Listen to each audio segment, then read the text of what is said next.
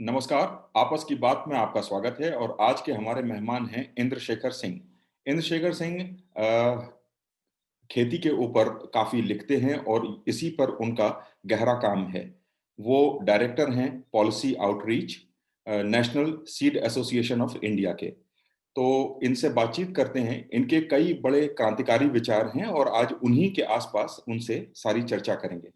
इंद्रशेखर जी, आपका स्वागत है। और मैं आपसे पहला सवाल ये पूछना चाहूँगा कि आप बड़ा ज़ोर देते हैं कि बीज के मामले में भारत को आत्मनिर्भर होना चाहिए। ये जब आप आत्मनिर्भर कहते हैं तो उसका क्या पैमाना है और कारण क्या है? जी। सबसे पहले तो आपका बहुत-बहुत शुक्रिया चतुर्वेदी साहब कि आपने मुझे अपने शो में जगह दी और इस विशेष चर्चा के लिए मुझे बुलाया। अब अगर बात करें बीज की, तो देखिए बीज ही जीवन है। चाहे वो हम और आप जो एक शिशु के रूप में अपने अपने माँ-बाप के जीवन में एक बीज के रूप में आए या खेती-किसानी का कोई बीज हो। हमारे जो नवरात्रि जैसी जो हमारी परंपरा है देश की, हमारी जो पूजा-पाठ है, हमारा जो संस्कृति चली आ रही है, उसमें बीजों का इतना ज़्यादा महत्व है कि हर एक देवी-देवता के साथ में एक बीज का संबंध ज़रूरी है। आप समझ रहे हैं? भारत एक कृषि परंपरा है। भारत की जो सभ्यता है, वो एक कृषि धर्म है। तो ये बात समझते हुए अब मैं आगे बढ़ूँगा इस सवाल के ऊपर कि जहाँ ये तो हमारी एक सांस्कृतिक जिसे कहते हैं महत्वता है, लेकिन आजकल जियोपॉलिटिक्स या जिसे कहते हैं कि जो विदेशी में जो वेस्टर्न मानसिकता है, उन्होंने जो नए-नए तरह की पॉलिटिकल आइडियोलॉजीज़ निकाले और लोगों पे शासन के नए-नए तरीके निकाले। तो उनके एक बहुत मशहूर व्यक्ति थे जिनका नाम था हेनरी किसिंजर, जो आज भी ज़िंदा हैं और उनका नाम निक्सन शासन के साथ जोड़ा जाता है कि किस प्रकार से जब वियतनाम पे बमबारी हुई, कंबोडिया को तबाह कर दिया गया और इन सब चीज़ों में इन इन इन व्यक्ति का नाम कई-कई जगहों पे आता है। तो इनका एक बड़ा फेमस कोट था, मैं अंग्रेज़ी में कहूँगा, उसका फिर हिंदी में अनुवाद भी करूँगा। और छोटा-सा उसका लास्ट पार्ट ये था कि if you want to control a nation, control the nation's oil, but if you want to control a people, then control the food. तो कहने का तात्पर्य ये है कि अगर आप किसी देश को अपने झुकाना चाहते हैं या उस पे आप अपने तरह उसको किसी तरह से अपने वश में करना चाहते हैं, तो उस देश की जितनी तेल की चीजें हैं वो सारी कंट्रोल करिए आप या उन पे आप अपना कब्जा पाइए। लेकिन अगर आप उस देश के लोगों को अपने वश में करना चाहते हैं, तो आपको हमको अनाज और जितना खाद्य पदार्थ है, उन सब पे हमें तगड़ी निगरानी और कंट्रोल चाहिए। तो यहाँ से देखिए शुरू होता है एक मेजर क्राइसिस भारत के लिए। मतलब जहाँ हम लोग जानते हैं कि जब नेहरू जी की सरकार थी आपके समझिए लेट 60s में और उसके बाद में फिर लाल बहादुर शास्त्री जी आए, तो भारत के जो पब्लिक डिस्ट्रीब्यूशन सिस्टम था, जो जहाँ पे जिसको हम लोग पीडीएस की तरह भी कहते हैं, राशन कार्ड जो दुकान बनते हैं, राशन कार्ड होते हैं, तो उस सिस्टम में खाने की बहुत ज़्यादा कमी थी। और मतलब मुझे लगता है शायद से आपको एक खुद-खुद क कहानियाँ पता ही चली होंगी कि पीएल-40 किस प्रकार से आता था। वहाँ का जो अनाज था, जो वहाँ के बैल-बकरियों के लिए होता था, वो भारत में हम जैसे लोगों को अमेरिका दान में देती थी। तो यहाँ से पूरी कहानी शुरू हुई। भारत में अनाज कम थे, भारत में मोटे अनाज ज़्यादा थे। लोग ये हमेशा अक्सर कहते हैं कि भुखमरी थी, लेकिन भुखमरी नहीं थी। लोगों के पास मोटे अनाज थे, जैसे ज्वार, बाजरा, इस तरह की चीज़ें थी, लेकिन गेहूँ और अनाज नहीं था। गेहूँ और चावल नहीं था इतना ज़्यादा। तो धीरे-धीरे एक भारत में एक विचारधारा भरी कि क्या हम लोग खुद अपने देश को खिला सकते हैं? और तभी से मुझे मानना है ये एक आत्मनिर्भर भारत का जो जिसे स्वदेशी भारत कहते हैं। आत्मनिर्भर तो चलिए एक बहुत नया शब्द है। गांधी जी ने इस शब्द को बहुत पहले ही दे चुका था इस देश को। और तब हमने सोचना शुरू किया कि किस प्रकार से हम अपने देश को ज़्यादा से ज़्यादा स्वदेशी बना सकते हैं और जितना खाना हम चाहते हैं, उतना खाना हम लाएँ। तो उस समय नए बीज आए, उसके कारण कुछ समस्याएँ भी हुई। पंजाब में ग्रीन रिवॉल्यूशन के फॉलआउट में खालिस्तान मूवमेंट स्टार्ट हुआ, उसके बाद में ज़मीन की उर्वरकता गिरने लगी और तरह-तरह की और विभिन्नता आई, लेकिन फिर भी समस्याएँ आई, लेकिन फिर भी हम अपने लिए अनाज के रूप में, हम अब अपने लिए काफ़ी अनाज उगा सकते हैं।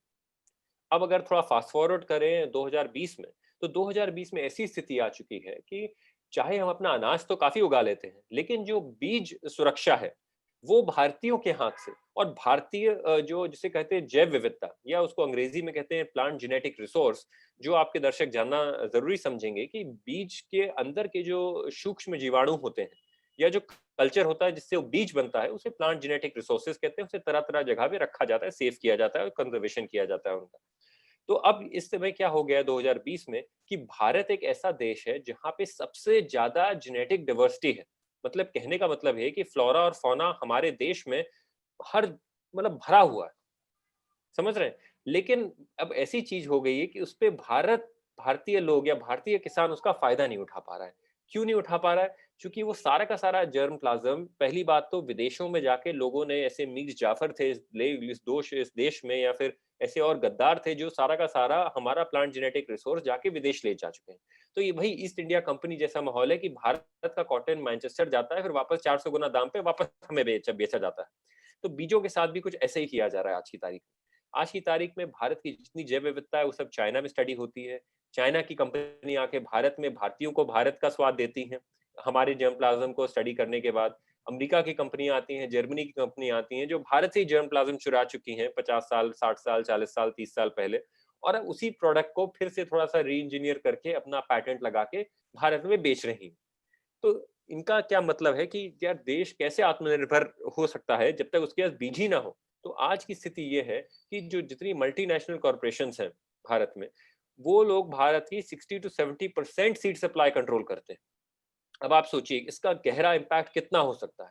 जैसे चाइना जैसा देश कभी नहीं अलाउ करता, वो कहता है कि अगर एक विदेशी कंपनी बीज के काम के लिए देश में आ रही है, तो उसको चाइनीज होना पड़ेगा या उसको चाइनीज पार्टनर रखना पड़ेगा। और जैसे मानिए अगर कोई जर्मन कंपनी उत्तर प्रदेश आ रही है, मतलब चाइना के कॉन्टेक्स्ट में मैं समझा रहा हूँ, तो ऐसा नहीं कि वो कोई महाराष्ट्र के आदमी के साथ पार्टनरशिप कर सकती है, नहीं, उसको रीजनल पार्टनर्स बनाने होंगे। तो अगर कोई कंपनी उत्तर प्रदेश में फंक्शन कर रही है, तो उसको उत्तर प्रदेश का पार्टनर चाहिए, हरियाणा का भी नहीं चलेगा या मध्य प्रदेश का भी नहीं चलेगा। तो ये बहुत प्रोग्रेसिव थिंकिंग है, क्योंकि बीज से ही जीवन है। और जिसके पास बीज का पूरा का पूरा आप समझिए, जिसके पास उसकी कलेक्शन है या उसका कंजर्वेशन है, उसी के हाथ में फ्यूचर है। अब आप देखिए क्लाइमेट चेंज जैसे कितनी बड़ी चीज है जो हो रही है भारत में। किसान, आप मानिए तेलंगाना, आंध्र प्रदेश, इन सब प्रदेशों में तो बहुत ही ज्यादा हालत खराब है। और जहां जहां 50 डिग्री के ऊपर टेम्परेचर जा रहा है, वहां पे कृषि बिल्कुल ही तबाह हो रही है।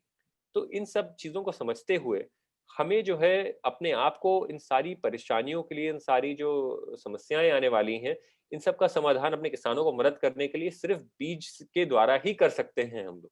अगर हमारे बीज बढ़िया हैं, अगर हमारे देश को किसी विदेशी कंपनी की जरूरत ना पड़े, अगर हमारे देश में इतना बीज बने कि हम खुद तो कर ही सकें, लेकिन जैसे गांधी जी ने स्वदेशी के आइडिया के साथ कहा था कि भैया खुद तो करें ही, लेकिन साथ साथ जो हमारे बगल वाले हैं, जो हमारे दोस्त मित्र हैं, उन सबको ही हम कुछ देख सकें, जैसे उनका भी देश बेहतर हो, उनकी भी कृषि बेहतर हो। तो मेरा ये मानना है कि जियोपॉलिटिकली, स्ट्रेटेजिकली और डिफेंस के लिए, डिफेंस को रखते हुए बीज आत्मनिर्भरता बहुत जरूरी है। और इसके लिए भारत में कुछ ऐसे कदम है जो उठाए जा सकते हैं। सबसे पहले तो हमें जो है एफडीआई खत्म करना पड़ेगा। हमें जो 100% एफडीआई है बीज सेक्टर में, उसे कम करके 51% करना पड़ेगा, जहां पे भारतीय व्यक्ति जो है उसके पास 51% हो। और ये सारी की सारी प्राविधान हमारे नेशनल बायोडाइवर्सिटी एक्ट में भी है। तो उनको अगर हम लोग बस ढंग से इम्प्लीमेंट करें और उनका पूरा फायदा करें, तो हमारे संविधान में ये ऐसी चीजें, ऐसे कॉन्स्टिट्यूशनल सेफगार्ड है कि भारत की जैव विविधता बची रहेगी। तो ये सबसे पहली बात है। दूसरी बात कि अगर हम लोग कैपिटल सब्सिडी दें, थोड़े से बीज उद्योग को बढ़ने का मौका दें, प्राइवेट एग्रीकल्चर यूनिवर्सिटीज को आगे बढ़ाएं। जैसे सार्क नेशंस की अगर बात की जाए, तो एक एवरेज में लगभग 60% कमी है पाकिस्तान को इंक्लूड करते हुए सारे के सारे सार्क नेशन में सीड्स की। और इंडियन सीड सबसे बेस्ट सीड्स माने जाते हैं वहां पे। आप ये समझिए कि अगर आप इंडिया का बीज लेके बांग्लादेश पहुंचे, तो आपको उसमें ब्लैक में बेच बिक जाएगा, वो इतना बढ़िया है उसकी क्वालिटी। अफगानिस्तान में या नेपाल में या पाकिस्तान तक में भी भारत के इलीगल बीज पहुंच रहे हैं, क्योंकि अभी भाई साहब, क्योंकि अभी हम लोगों ने ट्रेड रिलेशंस काट दिए हैं। 200 करोड़ रुपए का नुकसान हुआ है भारतीय किसानों को पाकिस्तान बीज रोकने से। तो मेरा ये मानना है कि अगर थोड़ा इकोनॉमिक पॉलिसी को पॉलिटिक्स से दूर किया जाए और एक सब कॉन्टिनेंट थिंकिंग लाई जाए, तो आत्मनिर्भर भारत या आत्मनिर्भर बीज सेक्टर हमारी बस एक कृषि की मांग नहीं होगी, बल्कि हमारे एक किसान भाइयों को ज्यादा आमदनी दिलाने के लिए और हर प्रकार के इसके बहुत सारे फायदे हैं। तो ये कुछ मेरे सुझाव हैं इस विषय पे। जी। इससे एक सवाल निकला, जो अभी आपने बात कही कि चाइना में वो कहते हैं कि आप आइए और रीजनल पार्टनर बनाइए। जी। अगर मान लीजिए कोई जर्मन कंपनी या अमेरिकन कंपनी आती है और उत्तर प्रदेश में ही एक उत्तर प्रदेश के आदमी को अपना पार्टनर बनाती है और काम शुरू कर देती है। क्या गारंटी है कि उत्तर प्रदेश में ही उत्तर प्रदेश का आदमी अगर पार्टनर बनेगा तो बदमाशी का जो चांस है वो कम हो जाएगा? क्योंकि हमने देखा है, हमारा इतिहास भरा हुआ है ऐसे मीर जाफर और जयचंदों से, कि आप यहाँ का भी आदमी ले लेंगे तो हो सकता है कि वो अपनी बदमाशी कर लें। इसका क्या सेफगार्ड है भी कि नहीं है? जी। देखिए, आपने बहुत बढ़िया सवाल पूछा। जिन लोगों ने हमारे भारत की नीतियाँ लिखी हैं, स्पेशली जो बायोडायवर्सिटी लॉज़ हैं, जैव विविधता के जितने लॉ हैं, देखिए अगर आप केवल विदेशी कंपनी को कहेंगे तो वो तो कल अपना बस्ता बाँध के निकल सकते हैं। उनको क्या? भाई आए, लूटे, चले गए, डकैत ऐसे ही तो होते हैं। लेकिन जब कोई भारतीय व्यक्ति जुड़ा हो उसमें, देखिए मैं ये नहीं कह रहा कि वो गलत काम नहीं कर सकते, गलत काम हर व्यक्ति कर सकता है। सबके प्रवृत्ति में होता है कि लालच सबकी प्रवृत्ति में है। बहुत कुछ ऐसे ही संत महात्मा होंगे जिनके दिल में लालच की भावना नहीं, लेकिन कम से कम अकाउंटेबिलिटी तो है।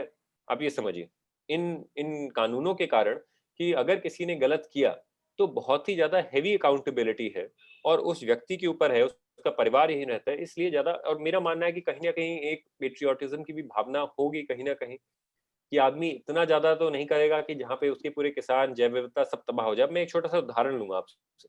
जैसे लंटेना की बात कहते हैं, लंटेना आप जानते होंगे कि पूरे हमारे जैव विविधता को नाश कर रहा है वो।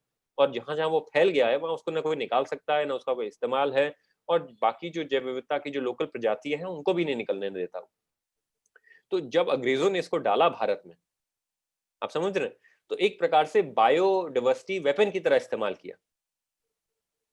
तो मेरा ये मानना है कि शायद से कोई हिंदुस्तानी जो खुद ये सब जिया है, जिसने खुद मतलब परिश्रम किया है, खुद उसने मेहनत की, अपने परिवार है उसके पास, वो जानता है कि अगर मैं ज़हर डालूँगा, तो मेरी जो आने वाली पीढ़ियाँ हैं, वो भी कितनों को निकाल लोगे, अपने बेटे-बहू को निकाल लोगे आप, लेकिन चाचा, मामा, ताऊ, हमारा तो इतना बड़ा परिवार होता है हमारी सभ्यता में सभी लोगों का। किसको-किसको बचाओगे आप? तो इसका ये मतलब नहीं कि अगर आग जल रही है तो सिर्फ आपका बगल पड़ोसी का भी घर जलेगा। जब आग जलेगी और जैव विविधता की आग जलेगी, तो पूरा देश राख होगा और आप बचा ही नहीं सकते किसी को।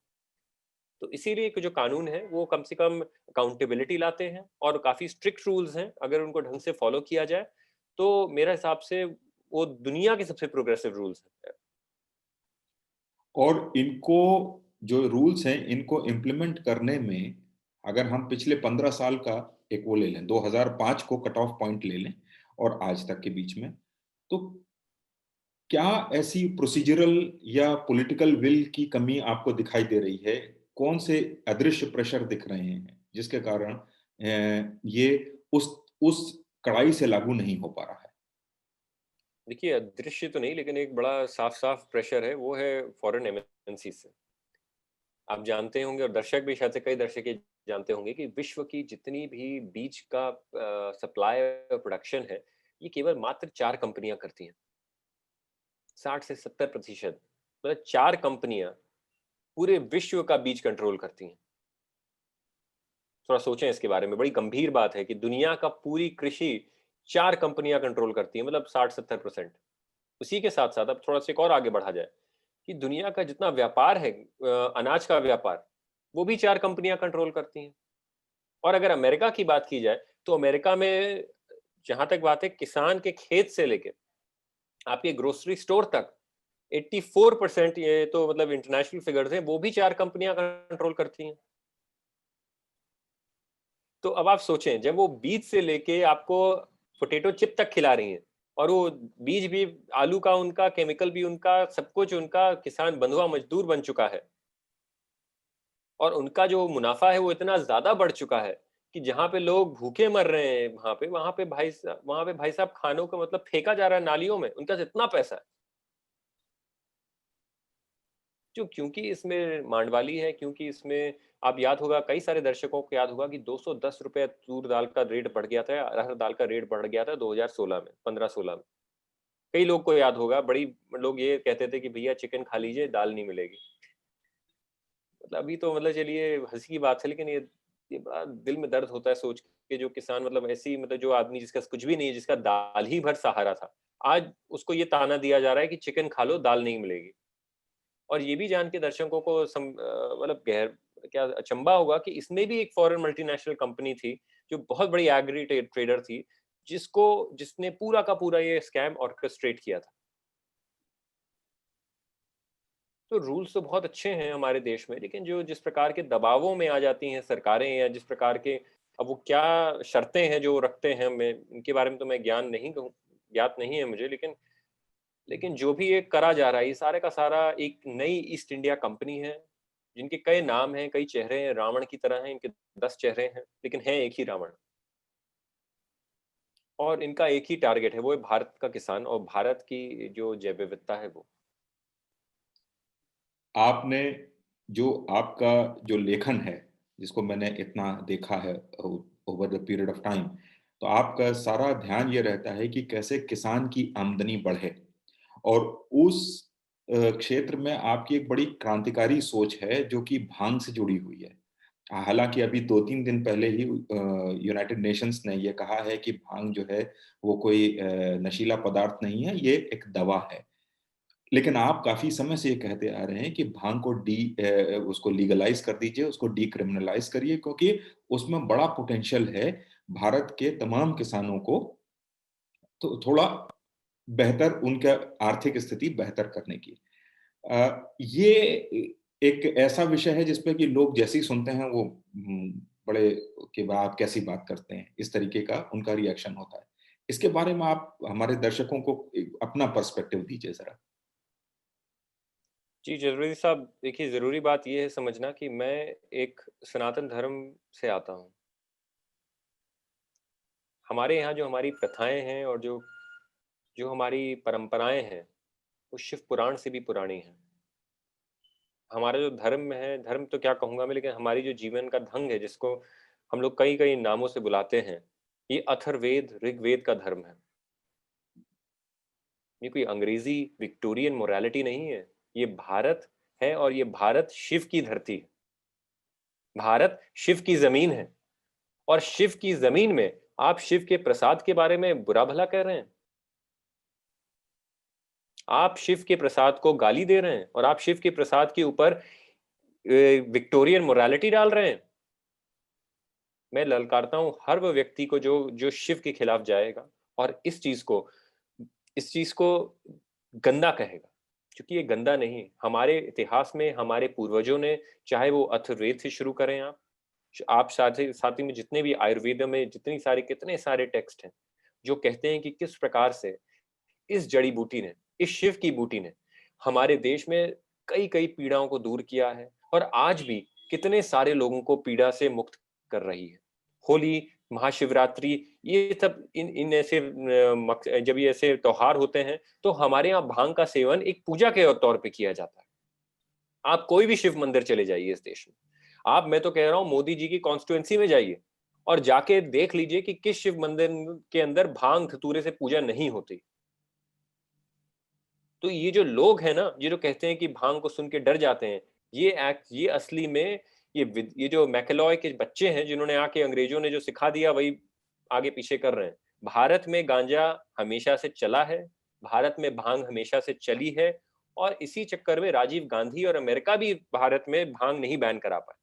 आज भारत में पूरा देश जो है, देश के अंदर सब लोग गांजा पीते हैं, सब पूरा दुनिया में लोग आके चरस पीने इस देश में आते हैं। पूरा हिप्पी मूवमेंट हुआ है यहाँ पे। सड़क सड़क में लोग, बच्चे, ऑटो वाले से लेके सब लोग, सब तो गांजा पीते हैं। तो समस्या किसको है गांजा से, मुझे समझ में नहीं आ रही। 30 साल, मतलब मेरे हिसाब से मोटा मोटा 85 से लेके आज 2020 है, 85 में ही ये चीज, इनफैक्ट 85 में तो लॉ के प्रस्ताव आया था, 89 से जाके असली में 85, 86, 87 में जाके एक्चुअली में बैन हुआ ये गांजा। तो 30 साल का केवल बैन रहा है। और आप खुद उसके पहले आपने भी जीवन देखा है क्या, कितने गंजेड़ी घूमते थे क्या इस भारत में। तो एक तरफ ये सारी पहलू है कि हमारे ऊपर एक प्रेशर डाला गया कि हम एक अपनी परंपरा, जो हमारी पूर्वजों के लिए बहुत, मतलब एक जो उनकी इनका एक आशीर्वाद था, उसको हमने नकारा, उसको हमने डस्टबिन में डाला, उसको हमने कहा नहीं नहीं ये तो गंदी चीज है। और बदले में क्या लिया अपने देश ने, शराब, विदेशी शराब ले आए अपने देश में। और अब यहाँ पे लोग विस्की पीते हैं और ये सब करते हैं, और जो चीज असली में उनको फायदा देती है उसको छोड़ दिया और शराब पी के बीवी को मारते हैं, शराब पी के पता नहीं क्या क्या करते हैं, गाड़ियां फोड़ते हैं, लड़ाई करते हैं, ये सब करते हैं, लिवर सिरोसिस होती है, हजारों बीमारियां होती हैं शराब से, उसके लिए कोई प्रतिबद्ध नहीं। लेकिन जो शिव की बूटी है उसको बंद करेंगे। लेकिन उसके साथ में और अब आप बात समझिए, अब ऐसा हुआ है कि जब चाहे अमेरिका ने हम लोग को तो बोला बैन करने के लिए 85 में, लेकिन खुद उस प्लांट पे सीक्रेट रिसर्च चालू कर दी, उस प्लांट को जेनेटिकली मॉडिफाई करने लग गए वो लोग। क्यों? क्योंकि वो जानते थे, ये जो विदेशी लोग हैं बहुत तेज हैं, ये समझ गए कि इस प्लांट में कितना सारे इसके गुण हैं। और 96 तक, चाहे इंटरनेशनल ट्रीटी जब एक्टिवेटेड थी, कैलिफोर्निया ने इस प्लांट को मेडिकली यूज करना अलाउ कर दिया। तो इसका क्या मतलब है कि आप एक तरफ से तो कह रहे हो कि भैया आप यूज नहीं कर सकते, जहां पे 5,000, 6,000, 10,000 साल की परंपरा चली आ रही है, लेकिन हम आपको बैन करा के खुद यूज कराएंगे क्योंकि अब हमने प्लांट को पैटेंट कर लिया। और पैटेंट से मेरा कहने का मतलब ये है कि कोई ऐसी जैव आईपीआर होता है, इंटेलेक्चुअल प्रॉपर्टी राइट्स की, अब कोई भी अगर उसको यूज करेगा तो उस कंपनी को पैसा देगा। तो ये वही ईस्ट इंडिया कंपनी टाइप की चीज है कि अपना कॉटन ले गए, वहां अपना बनाए, अब जो भी कॉटन बेचेगा उस पर इनकी मोनोपोली है। या सॉल्ट पे, चाहे नमक बने भारत में, लेकिन सॉल्ट पे टैक्स देना पड़ेगा आपको गोरों को। उसी प्रकार से इन्होंने प्लांट को पूरा मॉडिफाई किया, चेंज किया, पैटेंट्स लिए, और अब उसके प्रोडक्ट्स बना के दुनिया भर में बेच रहे हैं। अब आप एक छोटा सा मैं उदाहरण लूंगा, एपिलेप्सी की दवाई होती है जो $90,000 की आती है, बहुत महंगी होती है बच्चों के लिए। उसमें होता क्या है, जब आप उसको ढंग से उसका विश्लेषण करें तो उसके अंदर कुछ नहीं बल्कि गांजे के से निकले हुए कुछ न कुछ केमिकल्स हैं। तो भाई वो चीज भारत क्यों नहीं बना सकती है? भारत दुनिया का सबसे बड़ा सोर्स और जेनेटिक डाइवर्सिटी का सेंटर है। जितनी इंडिका वेराइटीज आती हैं भांग की, वो भारत से आती हैं। तो वहां एक तरफ इन्होंने बैन किया, अपने एजेंट्स को भेजा, अपने माफिया को भेजा, हमारा सारा बीज चुरा के ले गए, अपने बीच से हमारे एरिया को दूषित कर दिया। और अब जब इन्होंने प्लांट के ऊपर पूरा कंट्रोल कर दिया है, तो अब ये लोग कह रहे हैं, मैं आपको रिसेंट रिपोर्ट बता रहा हूँ कि वर्ल्ड में $1 ट्रिलियन इकोनॉमी कहा जा रहा है भांग की इकोनॉमी को। क्योंकि भांग सिर्फ नशे के लिए इस्तेमाल नहीं होता है, भांग से दवाइयां बनती हैं, भांग से कैंसर ठीक होता है, भांग से तरह तरह की और जो समस्याएं हैं, गुप्त रोग समस्याएं हैं, एंजाइटी, डिप्रेशन, ये सारी चीजें होती हैं। यहाँ तक माना यह जा रहा है कि कोविड की उसमें भांग की कुछ ऐसे पदार्थ हैं जो कोविड को मारने में मदद कर रहे हैं। बट ये सब भी, और इसके अलावा भी आप मानिए तो आप सुपर फूड है वो, उसको तेल बनाया जा सकता है, फाइबर बनाया जा सकता है, कॉटन से बहुत अच्छा फाइबर माना जाता है, देश को 200% ज्यादा हम बढ़ा सकते हैं फाइबर प्रोडक्शन हमारा, अगर हम लोग हेम्प फाइबर को एक्सेप्ट करें। तो ये सारी चीजें हैं। लेकिन लेकिन भारतीयों को क्यों फायदा मिले इससे? तो अमेरिकन ने इस तरह से उसको बनाया है कि हर, चाहे जो भी हम करें, पैसा उधर ही जाएगा। और आप देखिए, चाहे इंटरनेशनल ट्रीटी होने के बावजूद 96 से वहां सब कुछ लीगल है।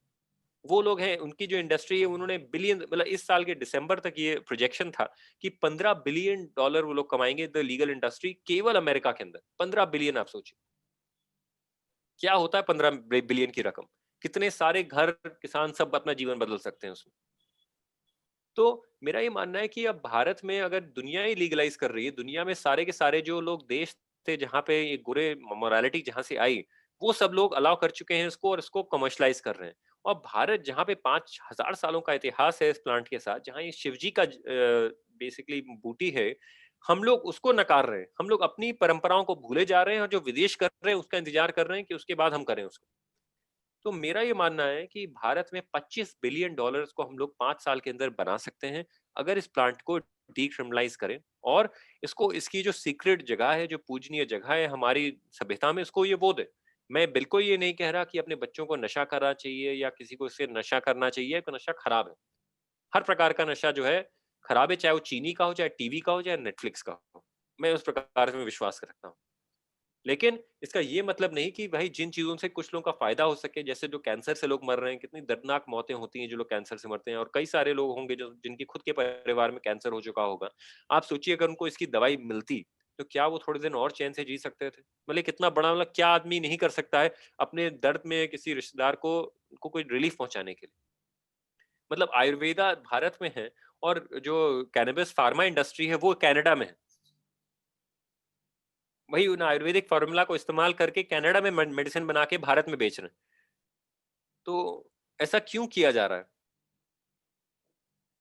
तो ये सब कुछ सवाल हैं, और मतलब मेरी राय है कि इसमें भारत की बहुत मदद होगी, हमारी जैव विविधता की मदद होगी। अगर अगर लीगलाइज न भी करें तो भी custom import, custom export allow कर देना चाहिए, और भारत में कम से कम कंजर्वेशन तो चालू कर दें हम लोग अपने बीजों का और जैव विविधता का, चाहे इस्तेमाल ना करें। ये छोटा-सा बस मेरा सबमिशन है, क्योंकि जब पाकिस्तान कर सकता है लीगल, चाइना कर सकता है लीगल, थाईलैंड कर सकता है लीगल, तो शिव जी की ज़मीन, शिव जी की धरती क्यों इतरा रही है? बिल्कुल ठीक कहा आपने। और जब ये बातचीत शुरू हुई थी, तो आपने जब जवाब शुरू किया तो लोगों को लगा होगा कि ये बड़ी क्रांतिकारी बात है, लेकिन आपने उन चीज़ों को छुआ जो बताता है कि अभी भी हमें राजनैतिक आज़ादी तो हो सकता है 70 साल पहले मिल गई हो, लेकिन आर्थिक आज़ादी, सोच की आज़ादी अभी भी हमसे बहुत दूर है। और हमारे यहाँ का एक बहुत बड़ा तबका है, चाहे वो राजनेता का हो और चाहे वो इंटेलेक्चुअल्स का हो, टीचर्स का हो और बिज़नेसमैन का हो, हम अभी भी दिमागी रूप में कई जगह बहुत बुरी तरह फँसे हुए हैं और हमको उससे निकलने की ज़रूरत है। आज की हमारी बातचीत जो है ये हमको यहीं ख़त्म करनी होगी, लेकिन हम आपसे और भी आगे बात करते रहेंगे। इतने सारे सवाल हैं खेती से जुड़े हुए कि आपसे तो पूरी एक सीरीज़ ही करनी पड़ेगी, तो बीच-बीच में आपको परेशान करते रहेंगे। आप आए आपस की बात में, आपका बहुत-बहुत धन्यवाद। धन्यवाद, चौधरी साहब, नमस्कार।